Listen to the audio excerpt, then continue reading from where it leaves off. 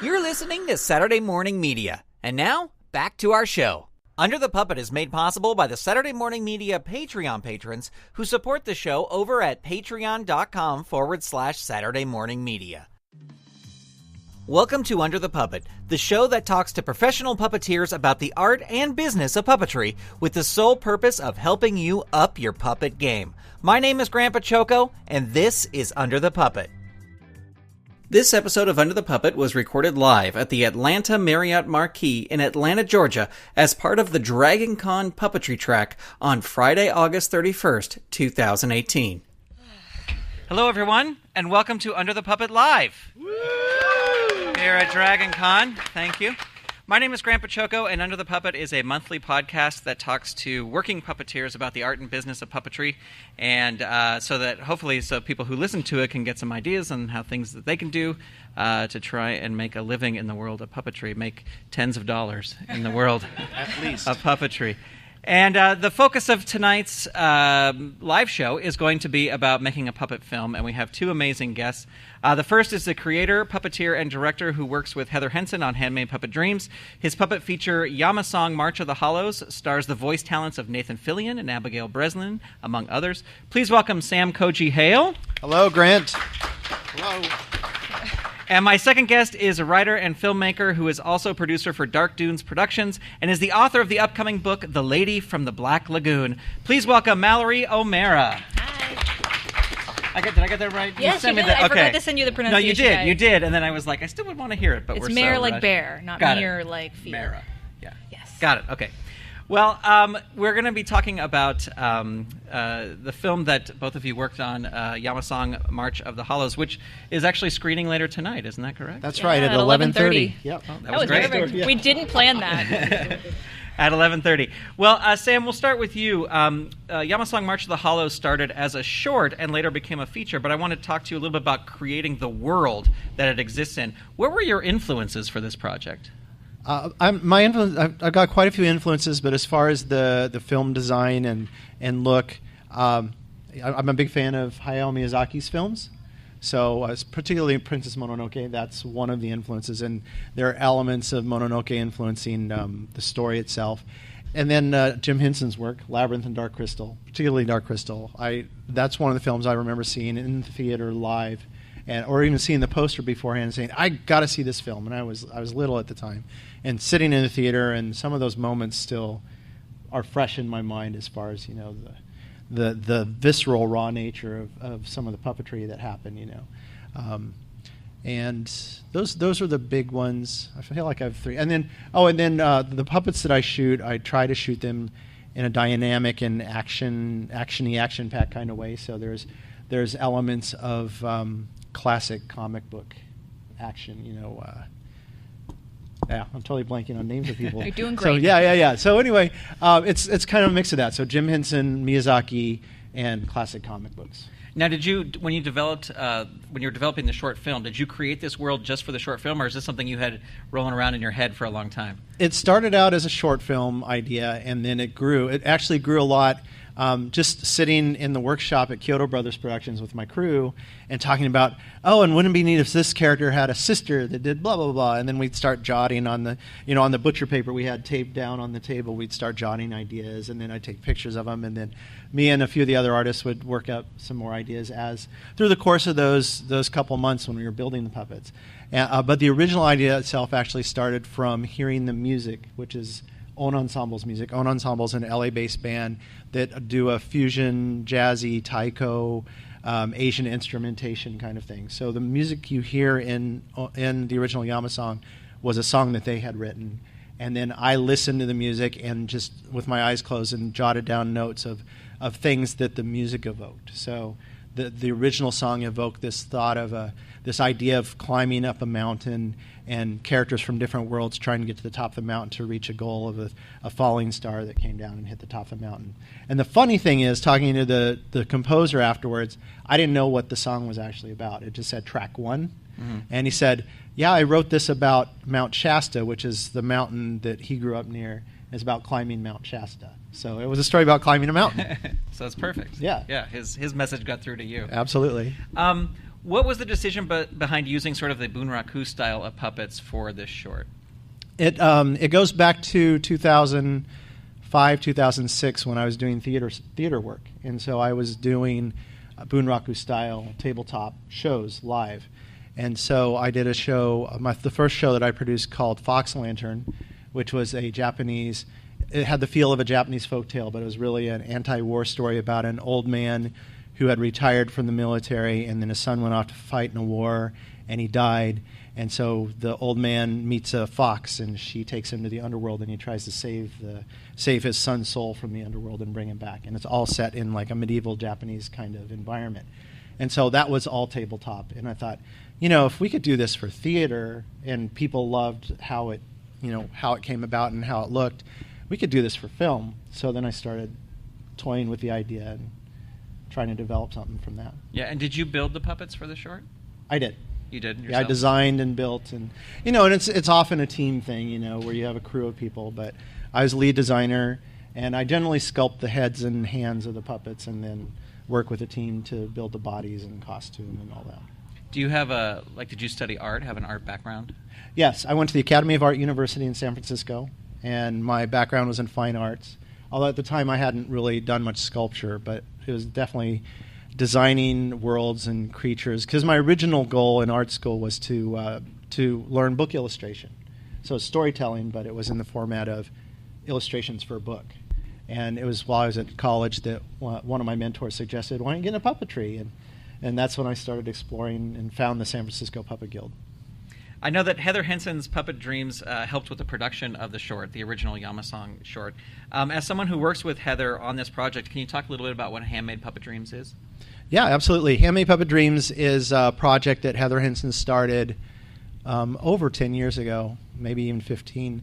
And the idea was to help artists who had an idea, a particular voice, a style in a story, and commission them to make a short film. And so she commissioned, I think Yamasong was the 8th one that she had commissioned. And that was one of those, I didn't know anything about Handmade Puppet Dreams when I saw Heather. She was touring through Kyoto Brothers when I was working on a live show. And I was like, hey, Heather, do you want to, I have an idea of a film if you're interested. And she's like, yeah, come over to my place. And so I went to visit her at her place, and her assistant had Fraggle Rock playing in the background, and I'm like, I'm at Heather Henson's house, and they're watching Fraggle Rock on TV. I'm about to pitch my idea. And I pitched it to her, and I played the music for it, and she's like, this sounds great, let's do it. And what kind of resources did Handmade Puppet Dreams provide to you to make that film? Primarily, back at that time, it was primarily the funding. After I did Yamasong, I approached Heather and I said, what would be great is if we had more resources, not just the funding, but people on the ground who could help filmmakers with the film, kind of mentoring. And my thought was I could be that producer to help people on future films. And so she hired me to do that, and that's what I've been doing ever since. And now we also have Alex Griffin, who also helps out.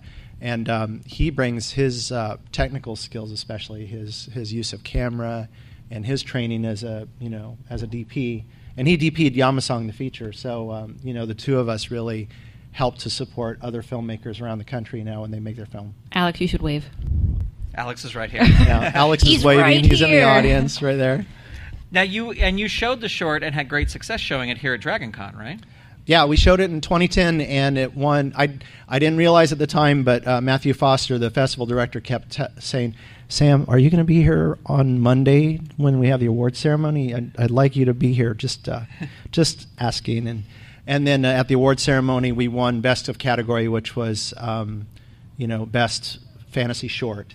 And then the big award at the end was Best Film of the Festival, and we won that one too.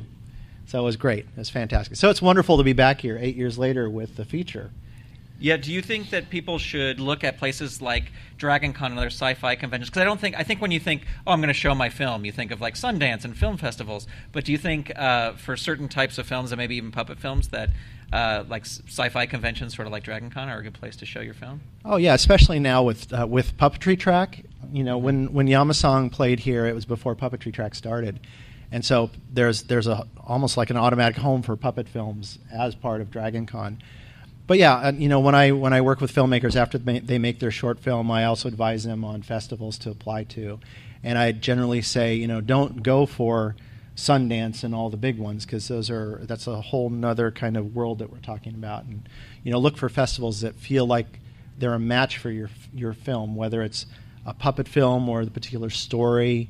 When Toby Froud did his film Lessons Learned in 2014, we pushed him to really go for all your genre festivals, especially fantasy festivals. And Toby also had the built-in audience because he's the baby from Labyrinth. So, right. And he did great at fantasy festivals. And Kevin McTurk, when he did his in 2012, his has more of a horror theme. So I encouraged him to go for more horror festivals. Awesome. And did you always, after making the short, did you always have in your mind that it was going to be a longer feature? Like, did you always have that dream? Or was it just a one? No, it kind of evolved into that.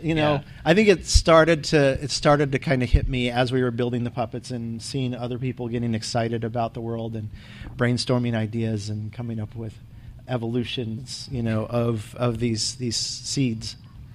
Right. Well, I want to bring Mallory in now into the conversation, and you are a producer for Dark Dunes Productions. Yes. And can you talk a little bit about Dark Dunes and the kinds of films that they produce? So at Dark Dunes, we're an indie film production company, but we really focus on practical special effects because we're nerds, and that's what we like. And so all of our films, because we've done more fantasy stuff, more sci-fi stuff like Yamasong. We also have straight horror stuff like Harbinger Down and Lord of Tears. But the thing that all of them have in common is they really utilize original storytelling and unique stories and unique monsters and practical special effects. Because again, we're adults and that's what we like, so that's what we're going to do. Right. And do you know? So was it the physical effects sort of Yamasong that attracted the company to the project? It was a bunch of things. I was very nervous when we did Yamasong because Yamasong is the first film that I was a full producer on. That's right. Yeah. And when Sam and Sultan Saeed Al-Darmaki is the CEO of Dark Dunes, he's the king of Dark Dunes, and he is my boss and one of my best friends. And when he came to me and said, "Hey, I met this filmmaker, Sam, he has this project, what do you think of it?" And this was my first big test, and it's a puppet movie, it's kind of weird, but Sam had so much experience. He's such a competent, unique, smart filmmaker, but the world of Yamasong was so engaging and so complete and so different. And that's sort of the risk that we all take whenever we make art. Is there's the good thing about doing something that no one's ever seen before because no one's ever seen it before, but also the bad thing because no one knows what to do with it. But we just were so excited about it, and we're like, yeah, let's make a puppet film. And I said yes, and Sultan said yes, and Sam said hell yes. So we did it. It was just, it's such a complete, engaging world. And can you talk a little bit about what your sort of role as producer, what that was on Yamasong? Like, what kind of things were you doing?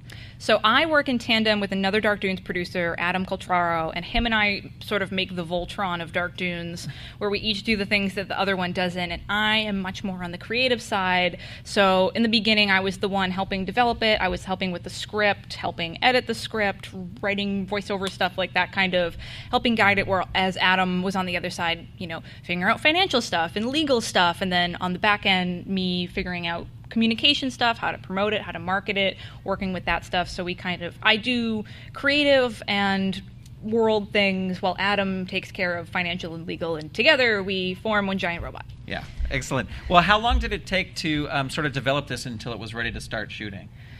Oh, man. Well, are you counting all the time it was living in Sam's head? Sure.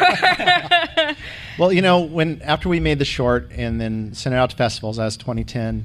And then in 2010, 2011, Heather and I actually took it around and tried to pitch it as a show, either as a feature or as a series.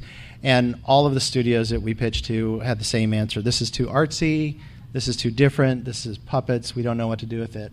We love it. It's cool, but sorry, So then it went on the shelf for a while. And then I met Sultan, it was in 2014? Yep. 2014. God. Yeah. Wow. And we started talking, and I showed him the short, and he immediately fell in love with it. So from that point, it moved pretty quickly. I think it was over the course of summer we were doing some writing, and we brought in our writing partner, my writing partner, Ekaterina Sadia, who is a novelist.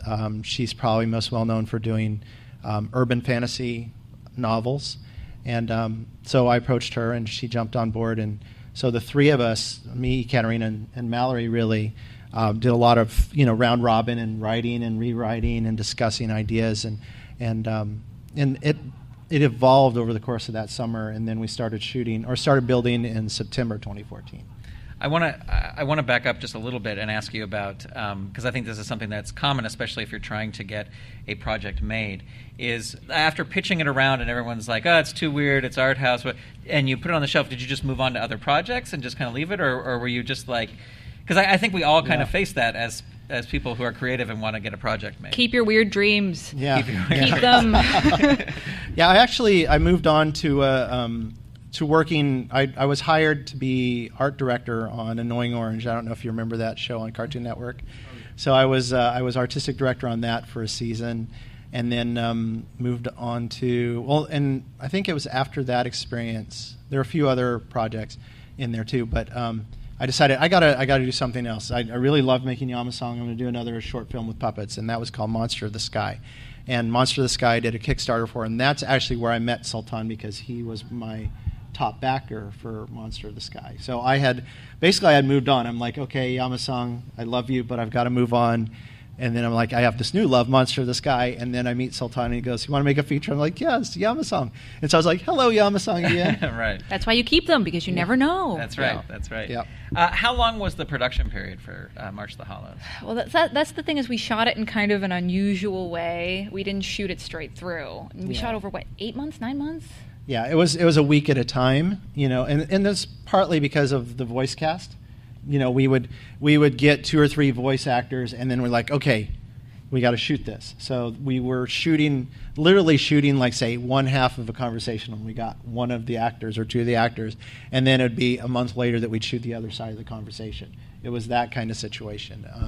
But in total, shooting was, I think, 8 weeks and a final week of pickups, essentially. Mm-hmm. And then post is the longest. Post was a year of post. Yeah, because there's a lot of it's like enhanced with I don't want to say CGI, but like other effects and overlays and green screen. It was like shot mostly on a green screen. Everything is like I wouldn't say 100%, but nearly 100% green screen. Yeah. So all the shots needed to be keyed and composited, and rods had to be cleaned out, that kind of thing. So that was the most involved. So yeah, so I think the writing, like I said, was that summer, writing it and finalizing the script, and then the voice records, were spread out over a good number of months, the build. So in total, I'd say it was like 2.5, 3 years, something like that. Yeah.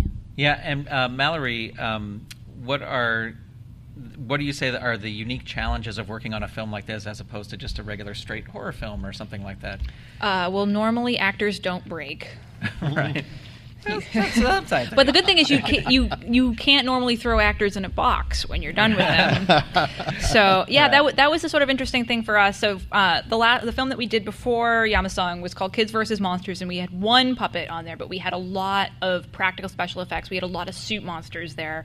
So we were sort of prepared for the amount of time that it takes to prep that stuff, but we really, that was one of the benefits for us for working with Sam, someone who is so experienced with puppets, and we kind of just like followed Sam's lead with that, because it really is a different pace of filmmaking than being on a live action set. Also, everything's small, so. Yeah, these puppets are, about 20 inches tall, so everything's small, and so we're dealing with challenges of miniature, pretty much, like scale challenges and movement, how fast do they move. At one point we were shooting in slow motion just so the puppets felt like they had weight, but then we ran into we were speeding up the audio so that it would sync in slow motion, and that just got really complicated. So whenever there was dialogue, we just shot dialogue at regular speed. Plus the puppeteers couldn't stop laughing because they were hearing Nathan Fillion sounding like Mickey Mouse, and it just sounded too funny. Yeah. Well, speaking of puppeteers, how many puppeteers worked on this film? Not as many as you'd think. We had essentially 4 lead puppeteers who were there the full time, and we brought in usually we had like 2 swing puppeteers. So generally we had 6, because it's like Japanese bunraku, where you have 3 puppeteers per puppet, unless it's a medium shot or close up where you can use fewer puppeteers. But generally we had 3 puppeteers, 1 on the feet, one on the hands and one on the head, or some combination of that. And this is, I think, a good question for puppeteers who maybe want to get cast on a project like this. What skills do you guys look for in puppeteers to hire them to work on a show like this? Lots of patience, being very kind. I'd say, yeah, definitely that. Very steady hands, because at that scale, if you're a little bit shaky, it reads quite a bit on camera. Just the basic skills of being able to work tabletop or with rod puppets, and also the ability to you're going to need a good amount of like body strength, not necessarily like muscly strength, but like yoga strength, like good core strength, because in order for us to keep our post-production work down, I would ask puppeteers to try to be away from the puppet, like not be behind the puppet, because if you have a big person in green behind the puppet, you still got to rotoscope them, because that green value is a different value from the value on the screen behind. So we would have puppeteers standing off to the side holding the puppet. So they're using a lot of muscles that they're not used to using necessarily even for puppetry. Yeah. And the ability to sync with other people. If you ever work in, tabletop style, part of the magic of it is when your three performers really kind of mind meld into one. So you need somebody who's got the personality that fits with the rest of the team. There aren't really divas in this kind of puppetry. Right. You don't have someone's like, they're going to notice my hand when they'll know it's me puppeteering that hand. This is the best hand ever. Like, what is his hand doing? Yeah. It reminds me when I first started in puppetry, and I was doing more Muppet style, where it was live hands, and I was the offhand, and I was like this crazy hand, because I'm like, I want people to see this hand. And I was performing with Victor Yared, and Victor would just like very calmly take his hand and hold my hand down, and that was his way of saying, no, hand, you don't need to be that crazy hand. No. Yeah, I once assisted Bill Beretta for a live puppet up show, and I was totally just nervous assisting for Bill Beretta. He's a Muppeteer. He was the lead in Happy Time Murders. And so I thought, I'll just joke around with Bill a little bit. Bill's a joker. So as I'm putting my hand in, I go, what voice would you like your hand to have? And he goes, where's the glass that this character is supposed to hold the whole time? So he put a glass in my hand so I couldn't do anything the entire time. So let me ask about the crew side of things. How important is it to have a crew that's worked with puppets before? Very important. Yeah? Well, I mean, especially with this kind of thing, we're such a smaller film that we really needed everybody to be able to wear a lot of hats and to be able to work together. There wasn't a lot of room, there wasn't a big room for a learning curve. Because we're just so small, we were at a really tight shoot schedule. Right. Yeah. I mean, in some ways, you've got crew. If they've worked in film, that they're probably going to be able to adapt to this style. But I found, the more you work with the same crew, the easier it gets. You start to develop shorthand, especially our camera crew. I think Alex and his team, they got really good about, the challenge in the beginning was when you have 3 puppeteers around a puppet, and then there's a second puppet, so there's 6 puppeteers surrounding 2 puppets, and we have tracking markers on the back wall and lighting to do. They would, they'd set the lighting, and then the puppeteers would come in, and then you have puppeteer shadows all over the puppet, so then we'd have to reposition the lights and move the puppeteers around, and then try it again until we got it. In the beginning, there was a lot of that kind of dance to figure it out, and then by, I'd say at least midway through to the end, we got really good about, putting the lights in the place where we knew they would work well, and putting the puppeteers in the place that we wouldn't see them, and all of that. So we developed a really good shorthand, and now I understand why like Martin Scorsese will work with the same crew over and over and over, because you don't want to have to reinvent the wheel every time. Right. You want to get things the way you like it, and then just cruise, and you can create more and faster. Well, you mentioned both Heather Henson and Toby Froud, and they are executive producers on the film. Can you talk about their involvement in it? Man, they really were the fairy godmothers of this movie. They really took Yamasong from being like a weird art film to being a Henson Froud puppet film. And there's a big world of difference, at least when you're talking to people who aren't involved in the puppet world. I mean, having Heather and Toby on board was how we got a lot of our big talent. because Nathan Fillion told us that was his dream, to work on a Henson puppet film. Right. And I don't know if we would have been able to get in that door without them. So them giving their seal of approval, and luckily, Sam had already known Heather, and she's just sort of this literal fairy godmother of the puppet world. It was so important for us. Yeah. And and Heather is very supportive of puppetry arts anyway. So for her to see one of the short films that we did with Handmade Puppet Dreams now have this opportunity to move to a feature, I think was a pretty big deal. It's a nice big step, and I hope some of our other Handmade Puppet Dreams will get to that kind of stage too. And Toby, we had just finished his film Lessons Learned, his short film. So I flew up to Portland for the screening at the Hollywood Theater where they were premiering it. And then we drove to Seattle where we were premiering it in Seattle. So that road trip, who's from like Portland, Seattle area? I don't know how many hours that is. Nobody. 3 or 4 hours. I think it's a 3 or 4 hour drive. But so it's just me and Toby in the car. And so we talked about the script because he had the first draft and he gave lots of really great feedback on it. So that was that particular trip. That was where he got to give some good feedback. Mm-hmm. What is the best way for puppeteers and creators to connect with possible producers for their project? You're doing it right now. Right now you're doing it. No, seriously, it is. Filmmaking is such a magical, weird art because it's one of the few art forms that it's very hard to do by yourself. So one of the biggest pieces of advice that I can give possible filmmakers or aspiring filmmakers or filmmakers who are already working is go out there, go to stuff like this, go to networking events, wrangle your very reluctant friends into doing things with you. Like, you need to meet other people because you never know where you're going to meet a sultan, where you're going to meet somebody who is just really excited about your project, or just people who want to work with you, people who could promote you, people who could introduce you to other people. There are people that I met 5 years ago that are like, oh, hey, yeah, I remember Mallory from that thing. I should recommend her for this. Mm-hmm. It's just, you can't, I'm a person with a really bad social anxiety. I understand when you're shy, but it is really, really important. And can be fun if you're not terrified. Yeah, and I'd say don't be afraid to take chances. I took a chance on Kickstarter. I was one of those people on the fence, kind of like, do I do it or not? What happens if I don't raise the money? Am I going to be shamed to never do anything ever again?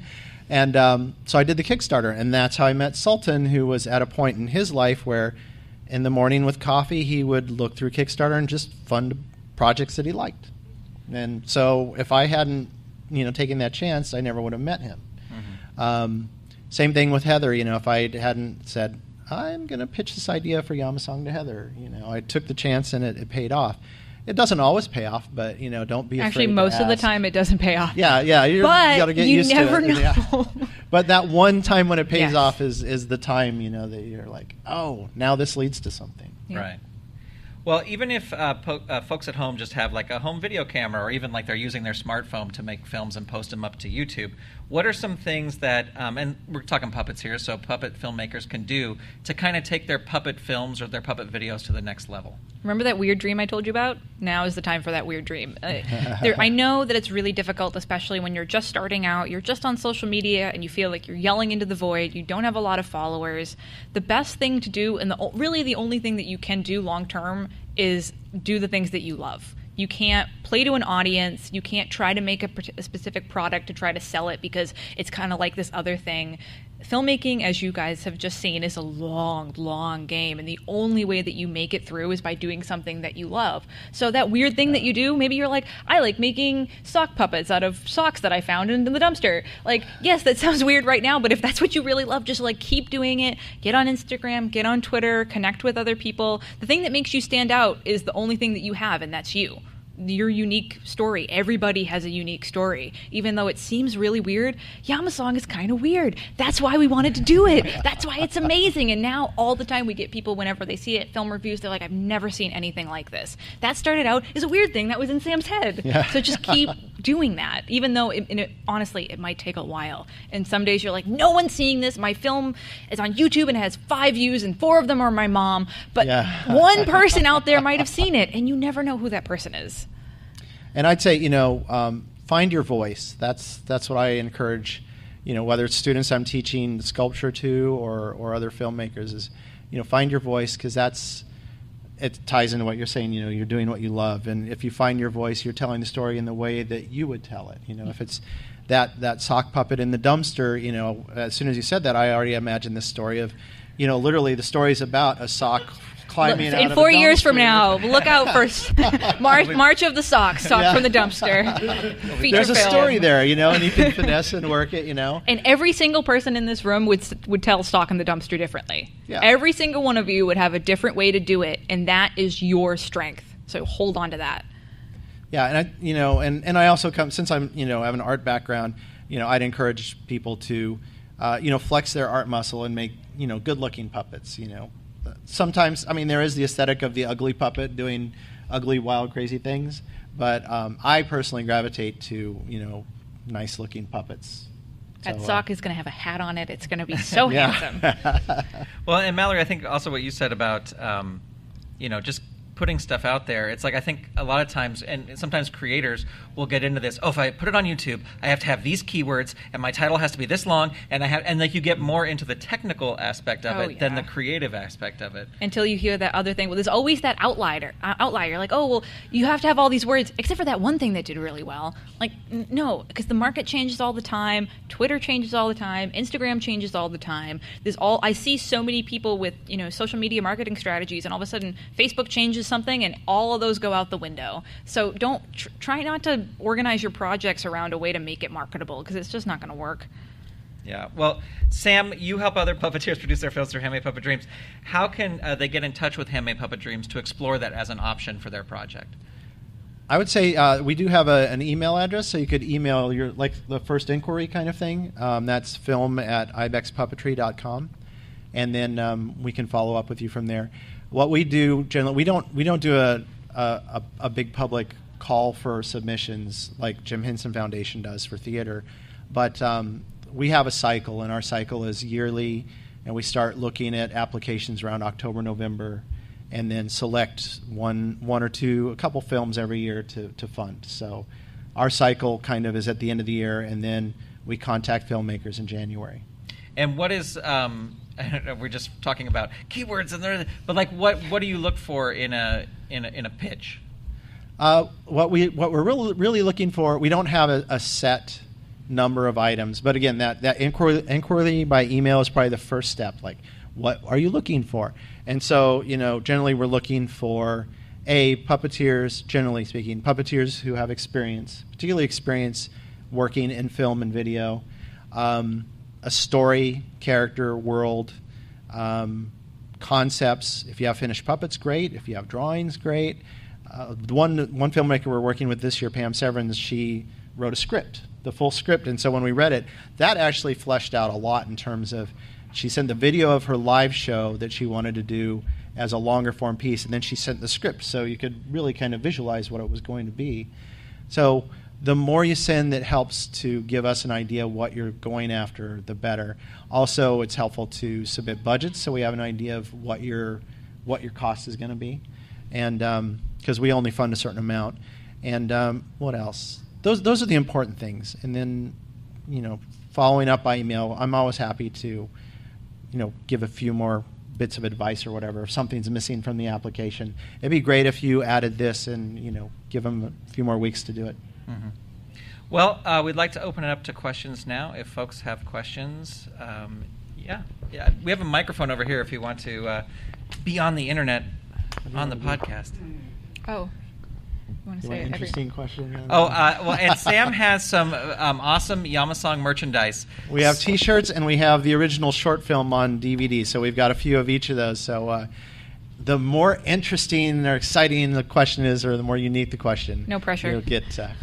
You were the only one to raise your hand, so right now you have no competition. It's really very true. I'll talk about first 5 with the good questions. There you go. All right. All right, my question is, could you talk about the difference of writing a script for film versus writing a script for live performance? And have you done, what do you prefer? Well, you're doing a film, so I'm assuming you prefer that, but have you done both, and what's the differences between doing those? Because they're two different skill sets, I'm assuming. Well, in tabletop puppetry, I started in live theater, so my first couple shows were live theater before I moved into film. And it's interesting because to me, the process isn't that different. it is once you start breaking it down technically how you're going to do it. But the story and characters, it's pretty much the same exercise of finding your story and finding your characters and making them feel like they're alive in the world, and the conflicts they have are real conflicts, and their choices make sense within the physics of the world you've created. Early on in my career, I took a writing workshop with Jerry Jewell, who was the head writer for Muppets for years. And the thing I walked away from that was Jerry always kept saying his mantra has always been story is character, character is story. You know, all the Muppet episodes were about how the characters responded to whatever the situation was, you know, and Fozzie would do something that would cause Kermit to react, and then this would cause that, and it was always like a chain reaction of things. But he's like, that's how he always approached his story's character, character's story. And then once you've got at least your outline, then you can start breaking it down as far as how are we going to do this as a theatrical piece? How are we going to do this as a film? Again, when I did the theatrical stuff, I was still doing a version of storyboards to see what it looked like visually, and then we'd go, oh, this looks like a wide shot. There's one of my, the thing I produced, Fox Lantern, there's a wide shot where they're walking across a really long rope bridge. So we made 2 large flats of the mountains, and we stretched a string across it, and we had little tiny puppets on sticks, and just went and made it excruciatingly long too. The music played and played, and the audience started laughing after a while because they realized, you know, we're totally playing it up for the gag, you know. Well, and it's like you mentioned, Pam Severn's her act started as a live theater piece. She was doing, which I think she's at the Slam. I don't know if she's doing that piece at the Slam, but is she doing Bunny Lover or the anyway? I'm not sure. Yeah. But her piece that she's now turning into a film started out as a live theater piece, but it was all because, as you say, the characters were strong and you could figure out what they were, and they're easily translated. Yeah, and then what she's doing now is, or she's expanded it, so she's had to ask herself questions of, what do I lose from the original? You know, how do I modify the live piece to service the bigger story, the full story, and you'll see when her film comes out. You know, there's the big button at the end actually completely changes because she goes a different direction with it. Right. Did you want a T-shirt or a DVD? All right. That means there's only one left. Everybody. 1 DVD, 3 T-shirts. Okay. Great. Oh, here we go. Got 2 hands. Oh, here we go. I'm in. Yeah. I've done some audio production before, and I've had to go back and get audio and stuff, you know, from people and try and get it to sound like it did the first time.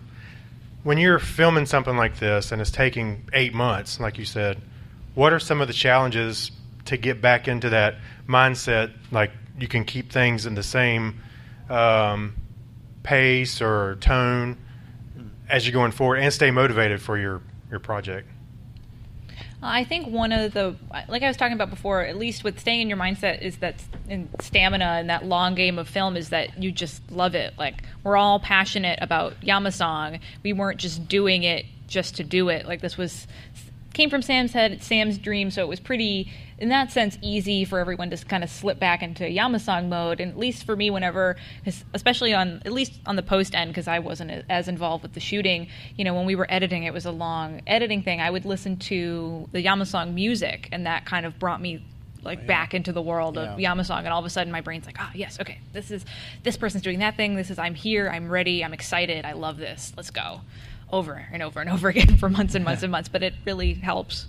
Yeah, the music, you know, we brought Own Ensemble back to do the music for the score for the whole feature. So you basically have 90 minutes, almost wall-to-wall music of either new music from them or stuff from a few of their previous albums. But I put together a mix of that and put it on a DVD or on a CD.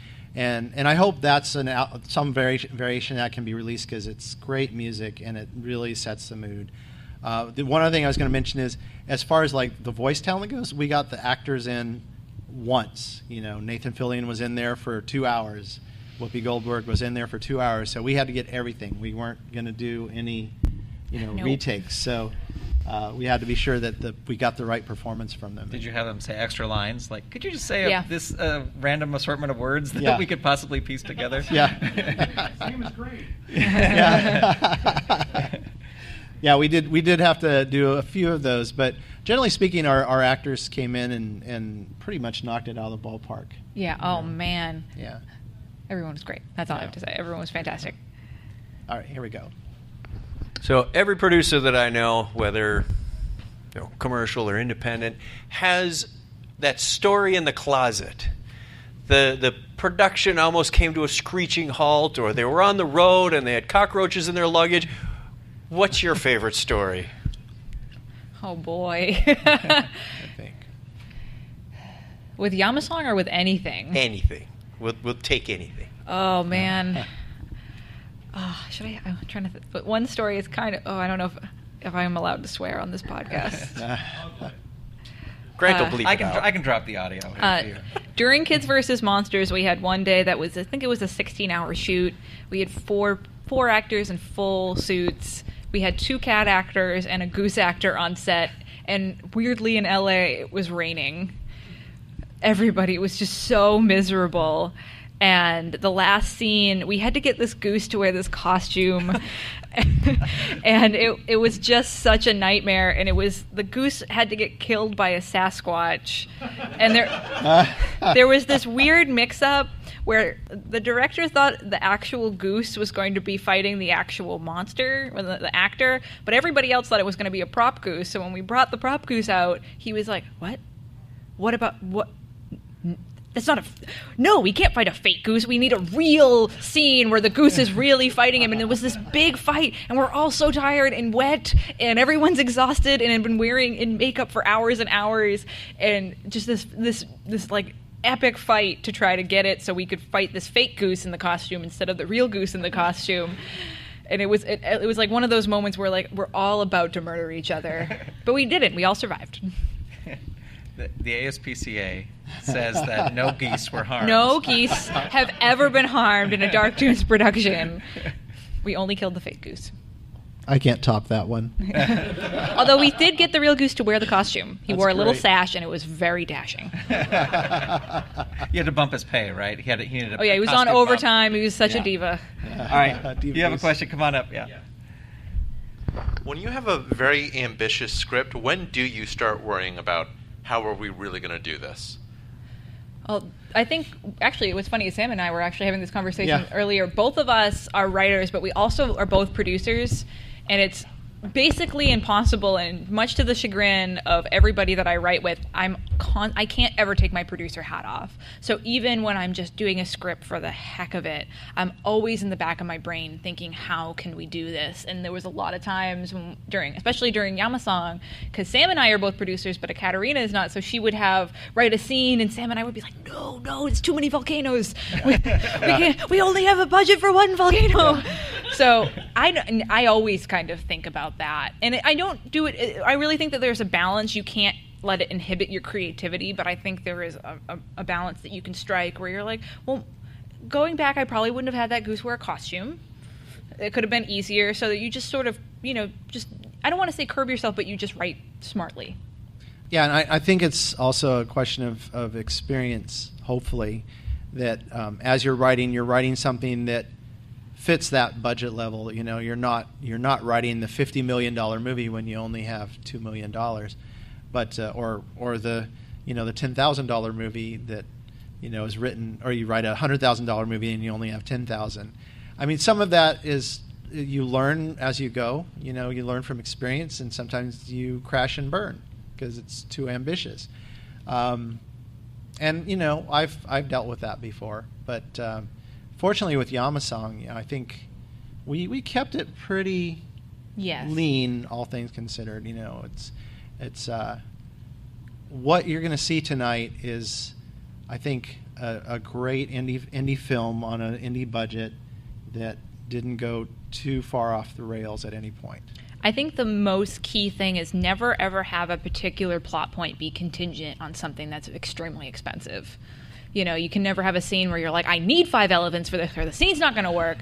Budget for the dog, or like write it so just make the way that you work scenes is just make sure that you don't need something completely extravagant for the mechanics of the story to work.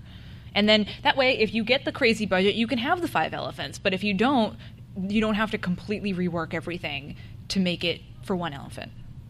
It reminds me of an anecdote that Jerry Jewell told me when I took his workshop, and it was there was a film that they had written that never got produced, but the basic premise of the story was that Kermit they got the funds to make a new film, and then Kermit got sick or something, so he handed the reins over to Gonzo, and Gonzo blew like 90% of the budget on the big opening act.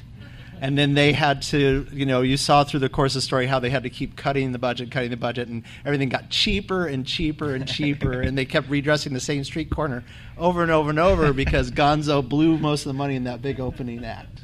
Because it's Gonzo, and he had to go big with it, right? Right. That's a great way to do the budget for Yeah. a film. Be like, oh, the whole end is Big no dance costumes. number, yeah. Chickens. All right, one more question. So I've actually worked for Ibex on Heather's play Flight, a crane story, doing puppet repairs. And she is a friend of mine. And I actually showed lessons learned and handmade puppet dreams. I'm wondering, when's the next handmade puppet dreams possibly coming out? Any idea on that?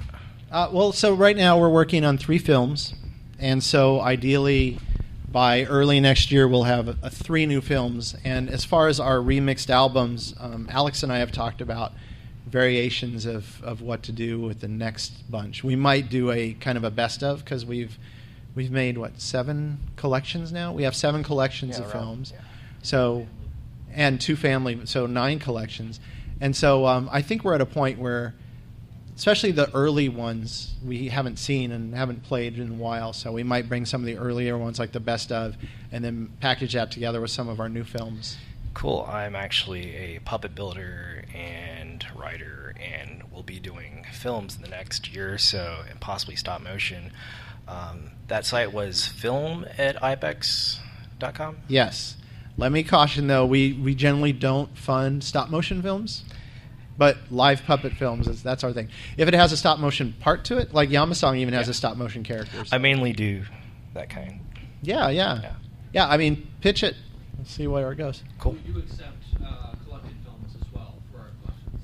That's right. We're always also looking for collected films, to be part of the touring show. Awesome. Well, thank you. Yeah, thank you. Do you have a question? I saw your hand up. Yeah, there's no more shirts left. Yeah, so I don't have any more. That's how you know it's a real question. Yeah, it's selfless. Pure. Actually, Sam's going to give you his shirt. This will be really fun. It's even gray. Thank It's you. worth more. It's well worn. I'm completely new to the world of puppetry, but you mentioned Hayao Miyazaki, and I wanted to know maybe what kind of pros and cons you could outline that live puppetry would bring as opposed to animation. Does that make sense? Well, for me, it's always been the idea. To me, the difference between animation and live puppets is that you've got the reality of the puppet that you've captured with a camera. You've got the textures, the colors, the tactility of it. That's one of the strengths of puppets in general. I think is you can walk up and touch a puppet. And if you capture it on film, you're still getting some of that. You're tickling your senses more. Now, of course, like with some of the high-end CGI, like a Pixar film or whatever, we're getting to that kind of level. But I think that's the strength of doing a puppet film. And then what I add to it, I also bring in some digital animation. I'm developing a facial motion capture system right now, so creating moving faces on puppet bodies. That's something we're experimenting with right now, and pushing the medium. And so I think what I'm pushing toward is it's partly a hybridization between animation and live action, but it's also bringing the strengths of tabletop puppetry and puppetry in general to the screen, which I think hasn't been done in a while, not to the extent I'm hoping. Are you trying to kind of push more of the mechanical aspect of it?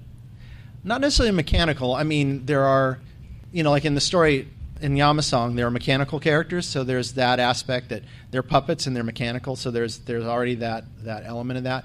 But the organic characters, the living characters are, I hope, emotive and do generate an emotional response from the audience. There's like Malcolm McDowell's character especially. Oh, He's such so a sympathetic, cute character.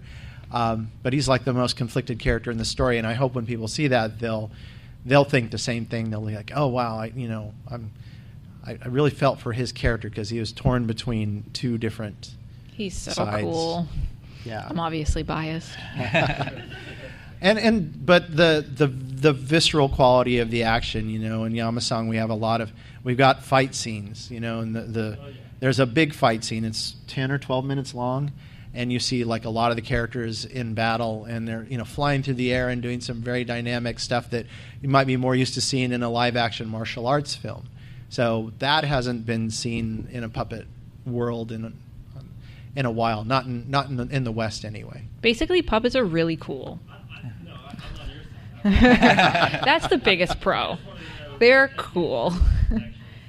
You can't have a bad day when you're working with puppets. I mean, you can, but then you feel better after. Because you can throw them in a box. Yeah. Well, we need to wrap up here. If folks would like to find out more about projects either of you are working on, where can they go? I am very easy to find on the internet. You can Mallory O'Meara on Twitter, Instagram, Facebook. My book comes out. If you like Creature from the Black Lagoon, I wrote a biography of the woman who designed him, and it's coming out March 5th, and you can order that now. And I also do a podcast. If you like books but don't like hearing book reviews, you can listen to Reading Glasses. That is my show, and it's a lot of fun.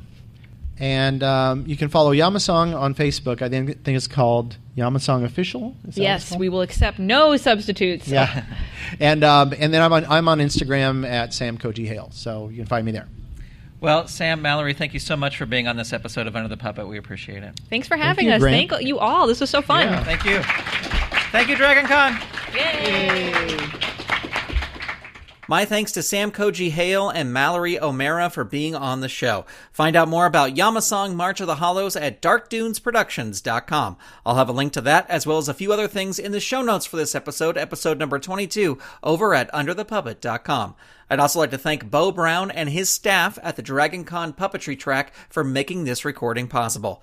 Well, that's going to do it for this episode of Under the Puppet. I welcome your feedback via email at hello@SaturdayMorningMedia.com or via Twitter, where the show is at username Under the Puppet. You can also find us on Facebook by searching for Under the Puppet. I want to hear your suggestions for questions I should be asking and for future guests. Also, the goal for this show is to talk to puppeteers making it happen in all sorts of styles of puppetry. So if you know an amazing Boonraku or Shadow Puppet artist, please reach out. Let me know who I should be talking to. Thank you so much for listening. Talk to you next time on Under the Puppet.